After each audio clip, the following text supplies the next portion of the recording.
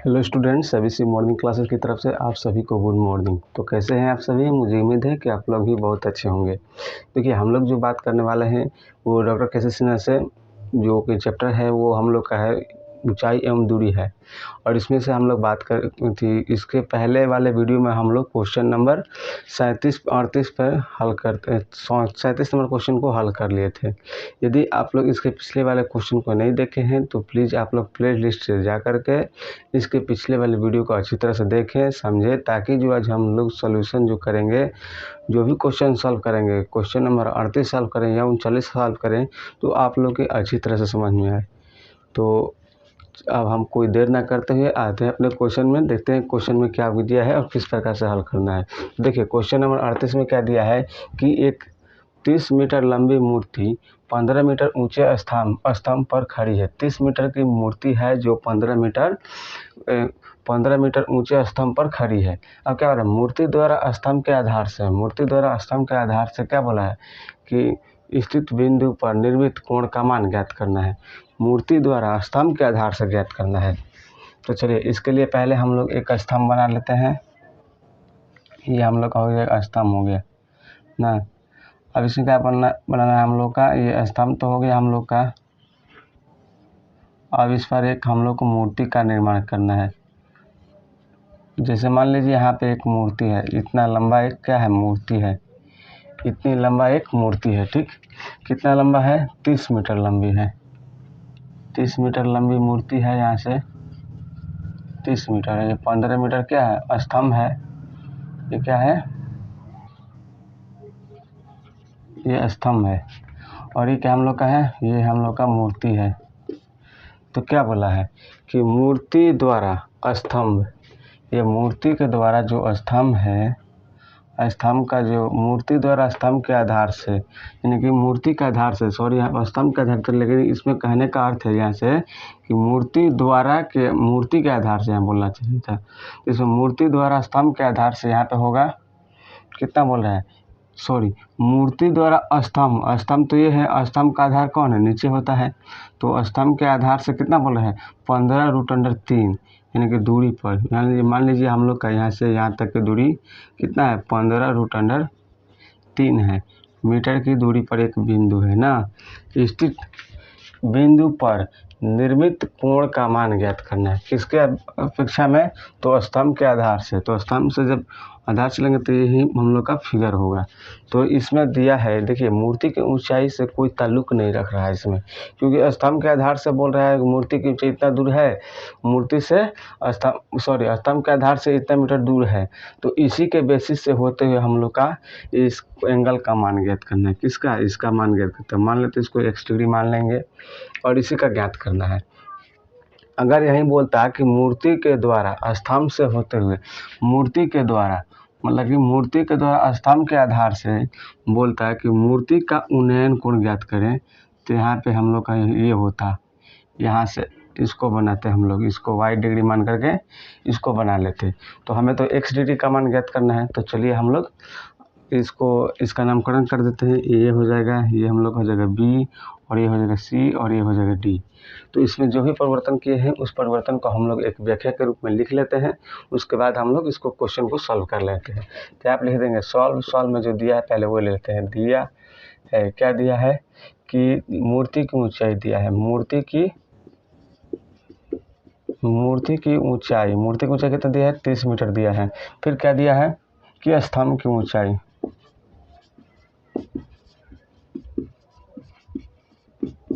स्तंभ की ऊंचाई 15 मीटर दिया है। फिर क्या बोला कि मूर्ति के स्तंभ के आधार से कितना, बिंदु के बीच की दूरी, मूर्ति के स्तंभ के आधार से बिंदु के बीच की दूरी कितना दिया है, तो हम लोग का 15√3 दिया है। तो फिर हम लोग ज्ञात करना है कि इस एंगल का मान ज्ञात करना है, x का मान ज्ञात करना है। तो क्या बोला है कि स्तंभ का उन्नयन कोण ज्ञात करना है। अगर देखें तो क्या है, हम लोग का स्तंभ का उन्नयन कोण ज्ञात करना है। तो यहाँ मान लेंगे कि माना कि स्तंभ के शिखर का उन्नयन कोण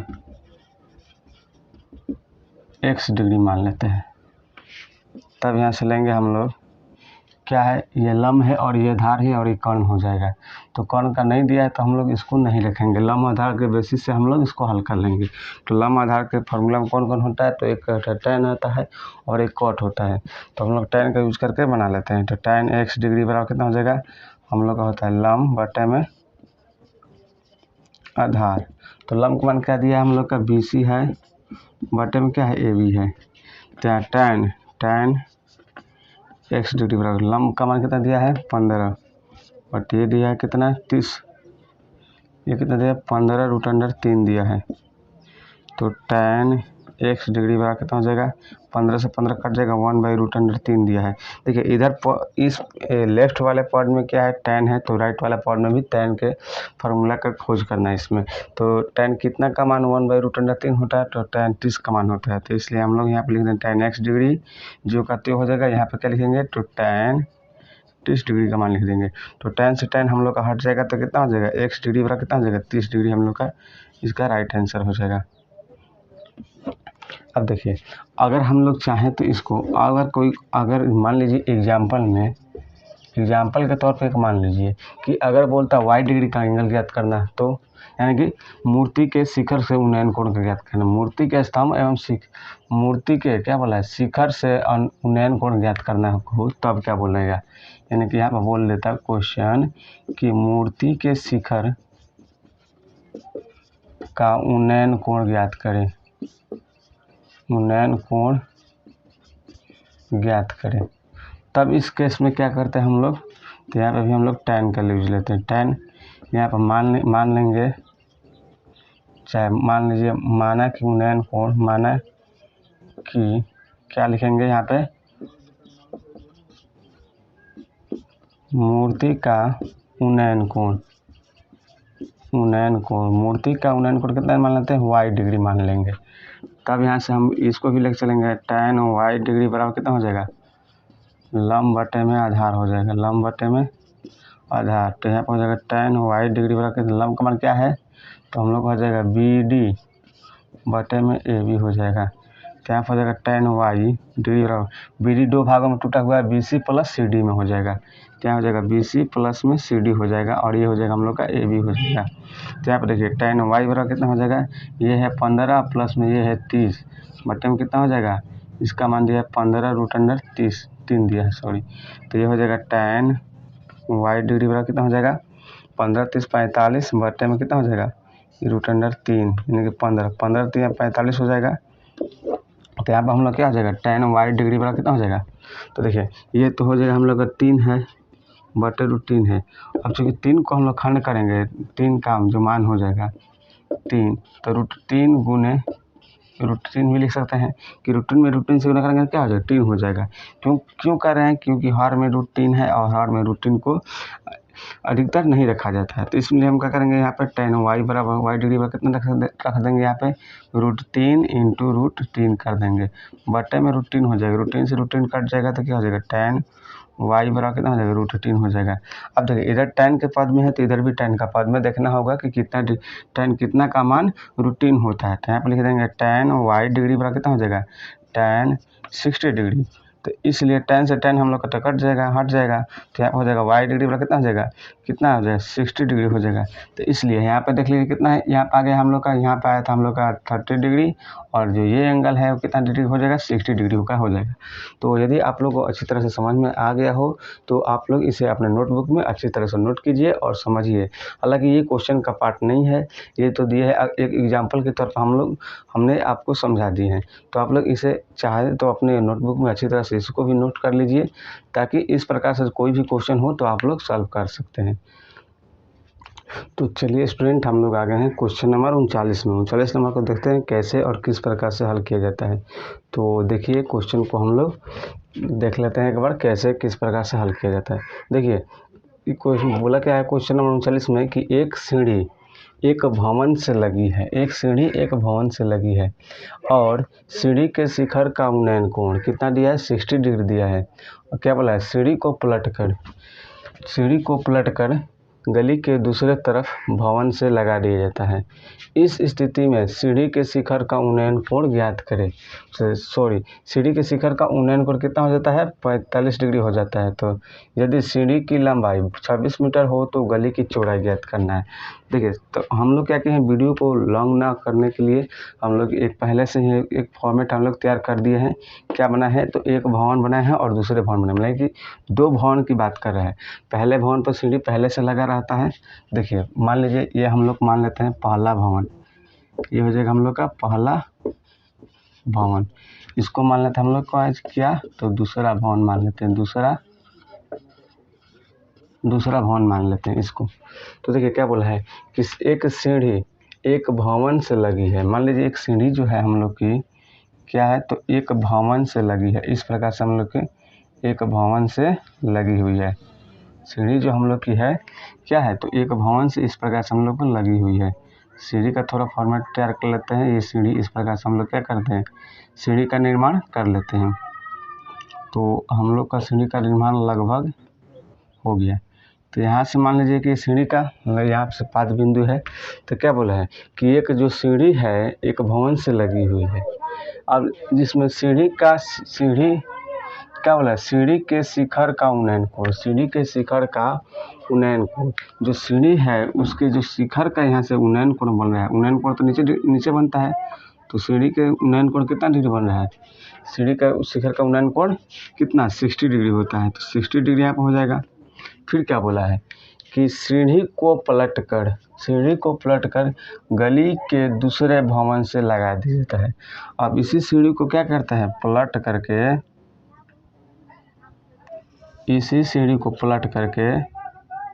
ऐसे गली के दूसरे भवन की ओर लगा देते हैं। सीढ़ी को पलट करके गली के दूसरे भवन से लगा देता है। इस प्रकार से लगा दिया, गली के दूसरे भवन से लगा देता है। इस स्थिति में सीढ़ी के शिखर का उन्नयन कोण कितना डिग्री होता है, सीढ़ी के शिखर का उन्नयन कोण कितना डिग्री होता है, यहाँ पे 45 डिग्री हो रहा है। तो यहाँ से मान लेंगे यहाँ पे कितना 45 डिग्री।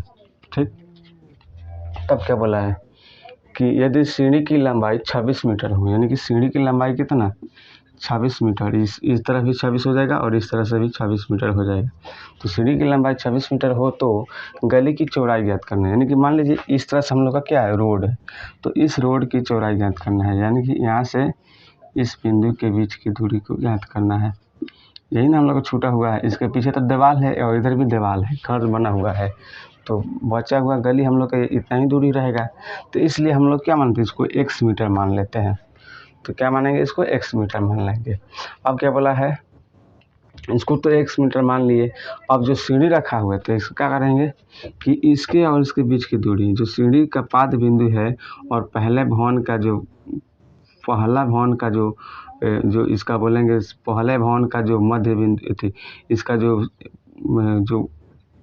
अब इसमें क्या करेंगे कि सीढ़ी के पाद बिंदु से भवन के बीच की दूरी लिखेंगे। तो इसको लिख लेंगे y, और जो देखिए जब ये हम लोग का y हो जाएगा तो इसका मान कितना हो जाएगा, तो ऑब्वियसली है कि हम लोग क्या हो जाएगा, यहाँ से x माइनस वाई हो जाएगा, क्योंकि पूरी बीच की दूरी कितना है x है और इसमें से y कम कर देंगे तो x माइनस वाई हो जाएगा। यहाँ से यहाँ तक बीच की दूरी x माइनस वाई, और जो ये है हम लोग का हो जाएगा x y हो जाएगा केवल, तो y हो गया। अब देखिए इसमें जो भी हम लोग परिवर्तन किए हैं उस परिवर्तन को हम लोग एक व्याख्या के रूप में लिख लेते हैं, ताकि हम लोग एक आसानी से समझ भी सकते हैं और उसको किस प्रकार से हल किया जाता है वो भी हम लोग देख लेंगे। तो चलिए इसको हम लोग लिखते हैं यहाँ से सॉल्व में जो दिया है पहले वही ले लेते हैं। क्या दिया है डायरेक्ट लिख लेते हैं कि पहले भवन पर सीढ़ी के उन्नयन को डायरेक्ट लिख लेते हैं इस प्रकार से। या तो चाहे तो हम इसका नामकरण भी कर लेते हैं, इसको लिख लेते हैं ए और ये हो जाएगा बी, इसको ले लेते हैं सी बिंदु इस बिंदु के लिए, और ये हो जाएगा डी, और इसको मान लेते हैं ई मान लेते हैं। तो चलिए इसको हम लिखते हैं कि पहले पहले भवन पर सीढ़ी का उन्नयन कोण, सीढ़ी का उन्नयन कोण, उन्नयन कोण कितना दिया है 60 डिग्री दिया है। उन्नयन कोण कितना बन रहा है, कैसे बन रहा है उन्नयन कोण, तो ये भी देख लीजिए। क्या है ACB है, ACB है, चाहे BCA है, कोई भी लिख सकते हैं, ACB या BCA कोई भी लिख सकते हैं। कितना है तो 60 डिग्री है। फिर क्या बोला है दूसरे भवन पर सीढ़ी का उन्नयन कोण, दूसरे भवन पर सीढ़ी का उन्नयन कोण कितना हो जाएगा हम लोग का। तो देखिए दूसरा भवन कौन है, ये है, और सीढ़ी कौन है, ये है। तो इसका उन्नयन कोण कहाँ बनेगा, यहाँ नीचे बनेगा। तो क्या हो जाएगा ECD, चाहे DCE, ECD लिख देते हैं, कोई भी लिख सकते हैं हम लोग। तो ECD, एंगल ECD बराबर कितना हो जाएगा हम लोग का 45 डिग्री हो जाएगा। अब इस स्थिति में इससे मतलब क्या दिया है कि सीढ़ी का लंबाई भी दिया है और उसमें गली की चौड़ाई ज्ञात करना है। तो चलिए पहले लिखते हैं सीढ़ी की लंबाई, जो दिया है पहले उसको लिख लेते हैं, जो नहीं दिया उसको तो हम लोग मान करके आगे जाकर बना लेंगे। सीढ़ी की लंबाई कितना दिया है, सीढ़ी की लंबाई कितना दिया हम लोग का, तो 26 मीटर दिया है, 26 मीटर हो जाएगा। तब यहाँ से लिखेंगे माना कि गली की चौड़ाई, माना कि गली की चौड़ाई कितना है, चौड़ाई कितना है, तो यहाँ से मान लेंगे BD बराबर कितना है x मीटर है। तो यहाँ पे लिख देंगे पहले भवन तथा, इसको भी मान रहे हैं पहले भवन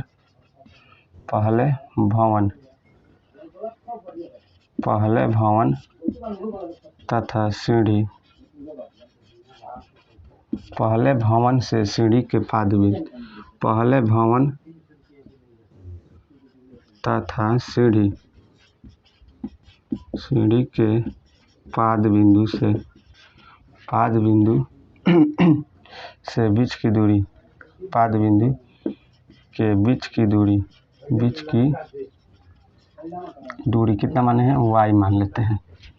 इसलिए दूसरे भवन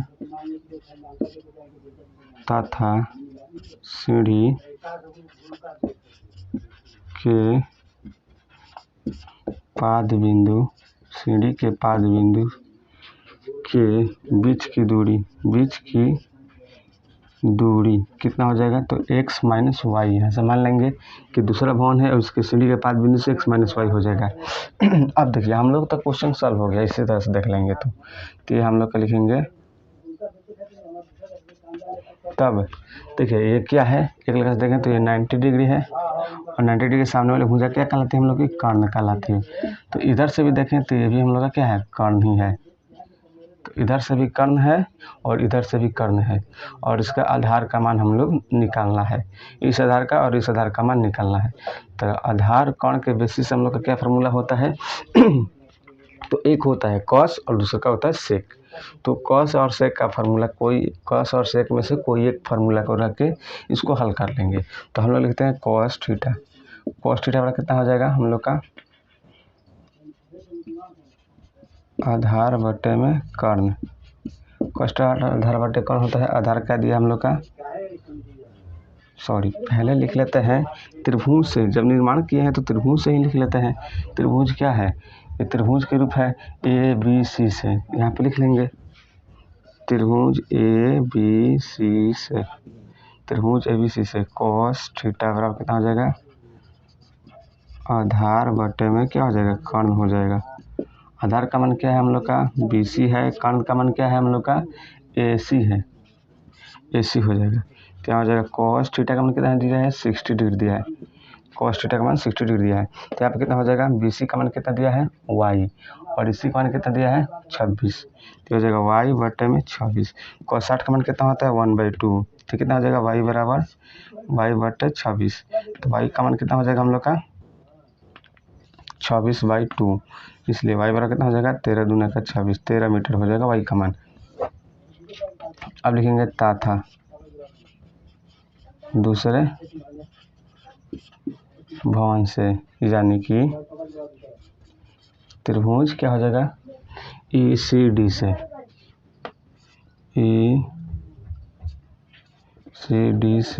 ECD से क्या हो जाएगा हम लोग का cos थीटा कितना होता है आधार बटे में कर्ण होता है, cos थीटा आधार बटे कर्ण। तो cos थीटा का मान कितना दिया है यहाँ पे देख लीजिए 45 डिग्री दिया है, तो यहाँ पर हो जाएगा 45 डिग्री बराबर कितना हो जाएगा आधार का मान क्या है हम लोग का CD है बटे क्या हो जाएगा यहाँ पे लिख देंगे CD बटे क्या हो जाएगा CE हो जाएगा CE। CD का मान क्या है x - y और इसका मान 26 मीटर है सीढ़ी की ऊंचाई लंबाई। तो cos 45 का मान कितना होता है 1/√2, तो कितना हो जाएगा x - y बटे 26। तो यहाँ पे लिख देंगे x - y बटे 26 दिया है ना, तो यहाँ पे हो जाएगा कितना ये √2 x - y क्या हो जाएगा √2 बराबर 26 हो जाएगा। तो यहाँ हो जाएगा x - y बराबर कितना हो जाएगा 26 बटे √2। तो यहाँ पे हो जाएगा x - y बराबर कितना लिख लेंगे हम लोग यहाँ पे इसका हर परिमेयकरण कर देते हैं, तो √2 और ये हो जाएगा √2, तो कितना हो जाएगा यहाँ पे 26 √2 और √2 में √2 से लगा के कहा जाएगा 2 हो जाएगा, तो कट जाएगा 13 मर्त में। तो यहाँ हो जाएगा x - y बराबर कितना हो जाएगा 13√2 हो जाएगा। अब देखिए इसको हल करेंगे तो कितना हो जाएगा x - y बराबर क्या दिया 13√2 दिया है, तो हो जाएगा x - y का मान क्या दिया है 13 दिया है, तो यहाँ पर 13 बराबर क्या हो जाएगा 13√2 हो जाएगा। x बराबर कितना हो जाएगा 13√2 प्लस में 13 हो जाएगा, तो x बराबर क्या हो जाएगा 13 का मान करेंगे √2 + 1 हो जाएगा, तो x बराबर कितना हो जाएगा ये हो जाएगा 13 और √2 चूँकि यहाँ पे लिख लेते हैं, चूँकि √2 बराबर कितना होता है 1.4142 इतना लगभग में लिख सकते हैं, तो हो जाएगा 1.4142 हो जाएगा प्लस में 1, तो कितना हो जाएगा x बराबर 13 इंटू में 112 हो जाएगा 2.4142। अब इसमें गुना करेंगे तो कितना हो जाएगा, तो पहले 13 में 2 से गुना करेंगे, 13 दूना का 26, 6 हाथ में लगा 2, फिर कितना हो जाएगा 13 चौका 52, 52 2 54 के 4 हाथ में लगा 5, 13 का 13, 13 5 18 के 8 हाथ में लगा 1, फिर कितना हो जाएगा 13 चौके 52, 52 1 53 का 3 हाथ में लगा 5, फिर कितना हो जाएगा 13 दूना का 26, 26 5 कितना हो जाएगा 31। देखिए अब इसमें देखिए 10 इस दशमलव के बाद कितना डिजिट है, तो 1 2 3 4, इसमें लिखेंगे 1 2 3 4, यहाँ पर हम लोग का हो जाएगा। तो इसलिए x बराबर कितना हो जाएगा 31.38, 46 भी लिख सकते हैं, 46 मीटर हम लोग हो जाएगा। अतः गली की चौड़ाई क्या लिख देंगे, गली की चौड़ाई कितना हो जाएगा 31.3846 इसका मीटर, इसका राइट आंसर होगा। यदि आप लोग इसे पूरी अच्छी तरह से समझ लिए हैं तो आप लोग इसे अपने नोटबुक में अच्छी तरह से नोट कीजिए। उसके बाद हम लोग बात करेंगे क्वेश्चन नंबर 40 में।